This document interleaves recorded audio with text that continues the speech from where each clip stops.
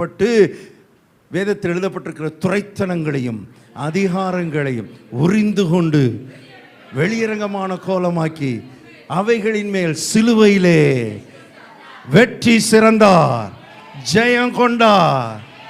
இப்போ நம்ம என்ன பண்றோம்? நம்ம கல்வாரிக்கு போகல, நம்ம சிலுவைக்கு போகல, நம்ம அடி வாங்கல, நம்ம ரத்தம் சிந்தல. நம்ம என்ன பண்றோம்னா அந்த இயேசுவின் மேல வைத்த அன்பு நிமித்தம் அவருக்கு முத்தம் கொடுத்து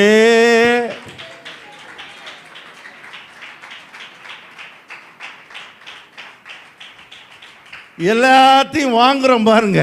பாவ மன்னிப்பை வாங்குறோம் பாருங்க, ரட்சிப்பை வாங்குறோம் பாருங்க, நீதியை வாங்குறோம் பாருங்க, வெற்றியை வாங்குறோம் பாருங்க, சாபத்துக்கு பதிலாக ஆசீர்வாதத்தை வாங்குறோம் பாருங்க, வியாதிக்கு பதிலாக ஆரோக்கியத்தை வாங்குறோம் பாருங்க, தரித்திரத்துக்கு பதிலாக செழிப்பை வாங்குறோம் பாருங்க.